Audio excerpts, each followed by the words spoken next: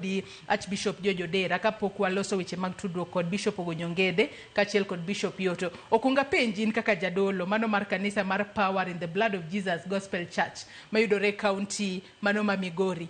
Bende kanisa mari rwako solro kata useyudo solro moramora. Ang'eni ma nyalo bedo penjo matek ahinya duoko ahinya ne jodolo gi sani. Kalure ni akena wach ni jopiny kowinjo ni komiu pesa tilau nikech katiyo kod ranyisi Jumapil no waneno gino manotimore e kanisa mar Power Jesus Winners Ministry mayudore Manoro Isamu manobore Nairobi kaka ma jopinya nowuok oko gi ichwang ka gidwaro nodwok pesa kata kinde mokalo chien bende kanisa ni oseyudo omenda moro amora kowuok kuom jotelo kata josiasa. Erokamano ahinya. Anyalo wacho ni ei kanisa mar Nyasaye nitie chiwo tieng' mopogore opogore. Mokwongo wan gi chiwo miluongo ni achiel mar 10 ma en tithe.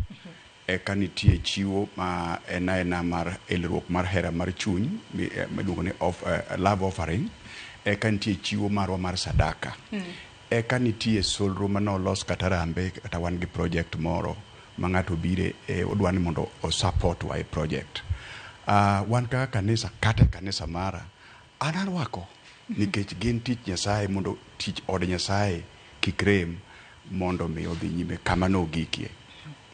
Koro kaponi en chiwo mar achiel mar 10 ma ng'ato kelo kata ma Nyasaye wuoyo kode mokelo achiel mar 10 kugi moyudo, mano en thuolo kabisa nyaka mondiki mondo kel e od Nyasaye. To chiwo mar solro be ng'ato ni thuolo ka chuny oelore mondo bi oriwre gi project mar kanisa madhi nyime. Omiyo wan kaka kanisa kaponi Nyasaye elo ng'ato nikech ijadolo in kanyo to koponi Nyasaye okelo ng'ato ma chunyo elore mondo konyi tich Nyasaye man kanyo e yor gimokelo warwako nikech en od Nyasaye. Kama to ang'e ni gimomiyo wabedo kod twak maket kod mae Bishop Odera okinyi makawuono en kotudore koda kaka jopiny nowuok oko ka gintiere kod ichwang ka koro gidwaro ni kanisa mano mar Jesus Winner Ministry Church e county ma Nairobi kae mar mondo mi oduok pesa mano $20,000,000 ma jatend piny William Ruto ne osingo ni ibro bedo kamiyogi. To ang'e ni chieng' Jumapil nogo bende jatend piny William Ruto no ochako singo omenda machielo mano $20,000,000 kendo ne kanisa mano ma AIC Fellowship Annex mayudore e boma ma Eldoret mane county ma Uasin Gishu. Kata kamane kinde ma urwako solro makamagi kopogore kod solro mar japiny ma seche moko obiro obolore e kanisa kacha olemo seche moko dwaro ni wang'e ni Mumato wacho na amana achiel ewi 10 mano mar omenda ma ng'ato yudo nego be ni golo kaka tithe ma ng'ato golo mano seche moko lure kod kaka yudo yuto mari. Kopogore kod mano solro ma kinde mang'eny ma waneno ka josiasa gole kanisa nikech waneno ka josiasa gi golo omenda ma korgi lach ahinya $20,000,000 wantiere kod $2,000,000 $5,000,000 bende un kaka jodolo ubedo ga piny to utemo penjore ni omenda ma kama nyalo bedo no wuok kanye nikech weche ma wuok sani ni nyalo bedo ni omenda go gin mag jopiny to kar mondo kony jopiny to koro miye kanisa achiel kende.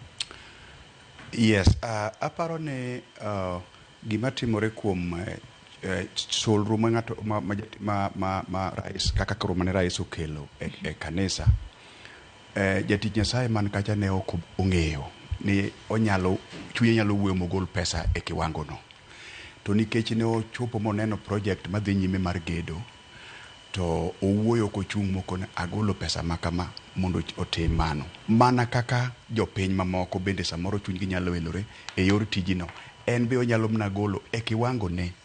To kiwuoyo kuom omenda ma jotelo kata josiasa nyalo golo e kanisa kawuono, aneno ka sani kaka king'iye neno ka obedo gi penjo mang'eny to chien kucho onge penjo kendo kanisa mang'eny nyalo bedo nang'o momiyo sani ma koro penjo makamagi nyuolo nikech chien kocha nena ena sawa nikech kata kod ranyisi e kinde kisera mar ombulu mano mar higa mar 2022 bende jatend piny e kinde mane jalup jatend piny nowuotho e kanisa kogolo pesa to jopiny ne rwaka penjo makoni kod kocha ne oke kata mana e kanisa mathoth ne waluongo jotelo e harambe magi gono rambe samoro in grem idwa gero kanisa samoro idwa nyiewo gik moko magi kanisa kombe ang'o gik mirene tem ne chuno mondo luongo josiasa gibi giriwre kodwa mondo gigolnwa gimoro mondo wago harambe mondo wager kanisa ne onge penjo ne ginyalo golo pes mang'eny kochakore ndalo ma kata rais manosenindo Moi gi rais mamoko be nitie ne gitimo kamano.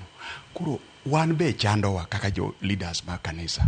Ang'o miyo sani thuolo ma koro rais Ruto koro jatelone iyudo ka koro gimogolo to king'iyo rais Ruto thuolo mane pok obedo president mane en naibu wa rais ne yudo ka nohero mana golo chiwe kanisa nogolo kabisa. Ndalogo bende penjo moko nitie matin kuom josiasa wetene to ok ni kuom raia. To kogoko sama koro en rais ni jomoko mathoth nyalo golo thuolo no mana nikech odwaro ombulu. To penjo nyalo penjo sandi koro rais dwaro ang'o? Kata koro ombulu 2027 to en rais gi sani. To pod en gi chuny mar golo, nyiso ni chuny mar golo chani kuome, en gi chuny mar chiwo. To kiponi ochiwo ni obiro gi chuny mar chiwo to chiwe kanisa mar Nyasaye tine midwoko ne e nyim Nyasaye an ka jadolo ane moka tim adier. Nikech chiwo mar Nyasaye ok mara okele od Nyasaye. An aonge teko mar kawo chiwo ma ng'ato kele od Nyasaye mondo aduokne. Mano ranyisi ni kanisa no property na ma gima nyalo here manyalo timang'o ema donje. To kadieri mar muma mar ratiro to en kanisa Nyasaye gimodonje iluongo ni gigi Nyasaye. Achiel mar 10 wagolo ne Nyasaye, chiwo wagolo ne Nyasaye, gik moko te watimo ne Nyasaye. Ng'ato dhi e kanisa ochiwo omor no chiwo ne Nyasaye. Koro ka jatich Nyasaye jakwath pastor kata bishop okawo chiwo dokone Sharon kawo chiwo ni dogo. Mana an kaka jadolo atimo gima oko mar muma. Matine ni jodolo mosebedo ka duoko pesa makamago gitimo richo. Ok otimo adier. Otimo gimoro kuom ich wang' mar wach moro manie chunye ma ok owacho. Momiyo chune mondo kaw gicha chaprodoke mondo miyo nyis jalcha ni gino komore. Nikech duoko nyiso ni no osekawo. En go. Ang'o momiyo paro achien mondo koro duoke. Nitie wach ma en go moko dwa wacho ni okungo wach gimomiyo koro kodwok chiwo. To chiwo makamagi mwang'eyo ni kinde mathoth igolo